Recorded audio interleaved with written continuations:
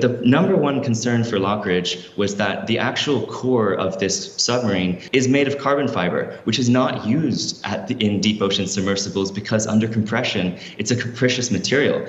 That is from an article titled "An ex-OceanGate employee, Lockridge, once sent an ominous email raising safety concerns about the doomed Titan submersible," dated July 3rd, 2023, barely 2 weeks after the incident. For all the defenders of carbon fiber, what I will never forget is Dave Lockridge shining a flashlight over the carbon fiber hull and seeing the light going right through. It's not made to be used under compression. It's fibers. It's strong under tension, but not under compression. He held a light behind it and found that the light was streaming through, and he refused to sign off on the dive.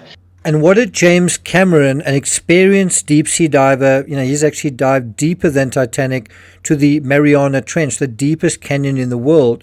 What did he say in early July 2023 when asked about carbon fiber?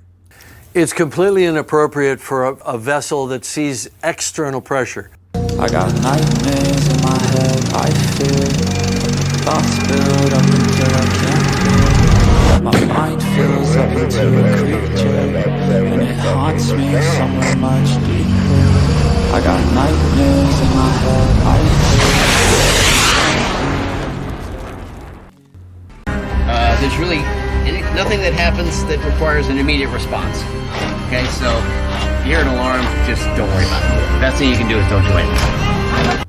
Those words, if you hear an alarm, just don't worry about it. Those words could be a summary for the entire plot of the story. According to The Independent, quote, "At one stage in the film, Rush can be heard chillingly stating, 'I have no desire to die and I'm not going to die. What may easily happen is we will fail, but I'm not dying. No one's dying under my watch, period.'" Well, if only it were that simple.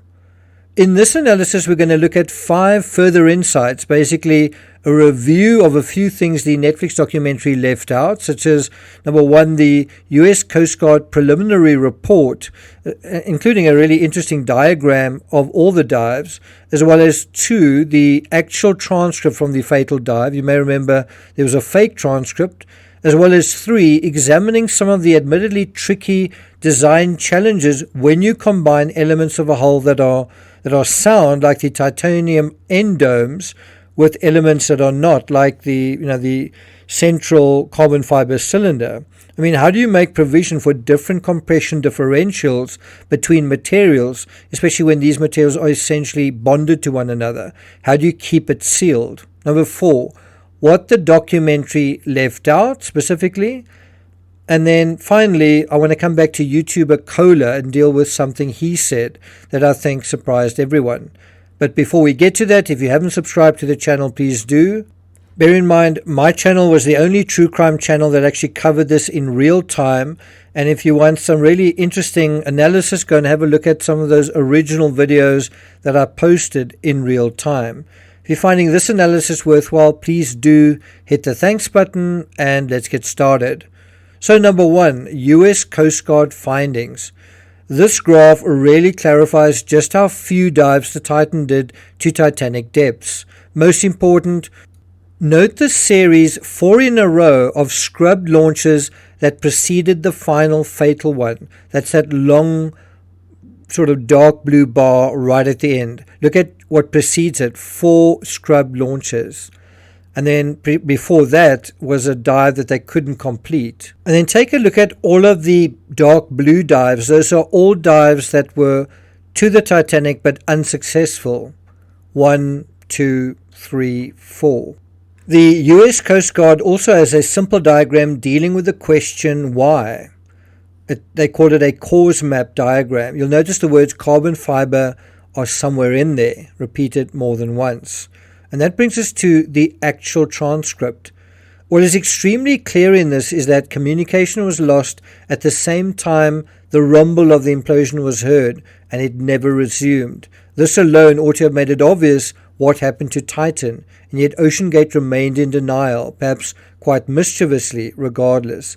So let's have a look at this transcript. 8:30 a.m., the 5 members of dive 88, isn't that dive 89, were loaded into the Titan and the forward dome was secured. 8:55, 25 minutes later, the platform was vented. 9:14 a.m., 19 minutes later, the Titan disengaged from the platform, maneuvered away, and proceeded to dive with 5 persons on board. And these people obviously never saw the light of day after that. 4 minutes later, 9:18 a.m., Polar Prince sent a K communication to the Titan, which means comms check. The approximated depth of the Titan was 165 meters, and then 44 seconds later, the Titan requested a comms check with a communication of K to the Polar Prince. The Polar Prince received a ping from the Titan approximately every 5 to 10 seconds. So the Titan pinging the Polar Prince every 5 to 10 seconds, well, you must know if that pinging stopped, something probably happened. And so guess what happened? The pinging stopped. 10:47 a.m. The Titan message dropped 2 weights. The depth of the Titan was about 3341 meters. This was the last message that was sent from the Titan. Titan was pinged for the final time. That was around about that time. The Titan's location was 41.73 north and 49.942 east. The depth of the Titan was 3,346 meters. Then 2 minutes later, Polar Prince sent a message to the Titan that said lost tracking. There was no response. The Polar Prince continued messaging the Titan 2 or 3 times per minute for quite a few minutes after that, with no response. 11:15 a.m., the master of the Polar Prince was advised that as of approximately 10:47 a.m., there was a loss of communications with the Titan. So in other words, it took about 30 minutes to let the ship captain know that there was a serious problem. A little bit like taking half an hour to call 911. The Daily Mail actually provides even better coverage of this than the US Coast Guard. At 10:10 a.m., the Polar Prince messaged Titan, "I need better comms from you." It had been 25 minutes since the last message from the sub. About a minute later, at 10:11 a.m., the response was lost system and chat settings. The Titan expert Nargile was on communications according to the mission log. Then a minute after that, at 10:12, Polar Prince asked Titan its status. The sub replied 2 minutes later at 10:14, "All good here," as it approached 2,500 meters, and it was at this point it would have been compressed by more than 3,500 psi of water pressure. At 10:23 a.m., Titan reported being east-northeast of the Titanic bow. 10:29 a.m., "Are you at the bow?" 10:30 a.m., "Not at the bow, making our way there." At 10:47, Wendy Rush, Stockton's wife, asked, "What was that bang?" 10:47 and 26 seconds, moments after this noise, Titan sent the message, "Drop 2 weights." And then look at this, 10:49:49, lost tracking. 11:39:17, looking for you. 11:39:45, no tracking. 11:39:48, looking for you. 11:40 and 16 seconds, no tracking, looking for you. And of course, there was no answer after that moment. So it wouldn't be very hard to go back to that moment in retrospect and say, this is when we lost communications, and that's when we heard a sound. And would it have been so hard to figure out what that sound was, what that bang was? You may remember fake transcript emerged which millions saw and believed to be true. Were you one of them? You may remember this channel didn't publicize that fake transcript, and the US Coast Guard later proved that this channel was correct to reject it as inauthentic. Are you still watching channels that covered this, that told you that that transcript was the real thing? Number 3, tricky design challenges. The New York Times has compiled an excellent slideshow showing the complexity of combining materials that respond to pressure differently. And of course, this raises the question, what should the design have looked like? Well, instead of cylindrical, spherical, and instead of titanium and carbon fiber, all titanium. And yes, you would need to cull your passenger numbers down from 5 to 3, 2 being crew and 1 being a passenger going down for the ride. And as soon as you do that, the economics start to work against you. That brings us to number 4. I wanted to go home. We were going out. It was always really windy. The waves were really big.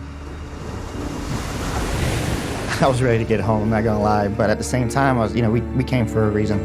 And that clip comes from 1 minute 40 and 36 seconds into the Netflix documentary. Kohler brings a much-needed practical authenticity to the whole deal, not only sharing his feelings of disappointment about not being able to go down, even in hindsight, but also wanting to go home because he felt so seasick.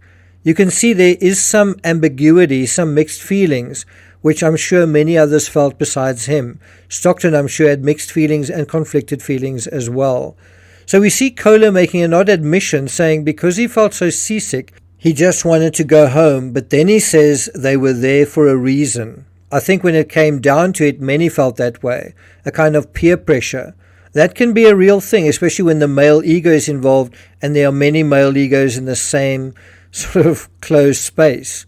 The weight of expectation and all of that marketing and bravado, well, that means there's no turning back. Number 5, what the documentary left out.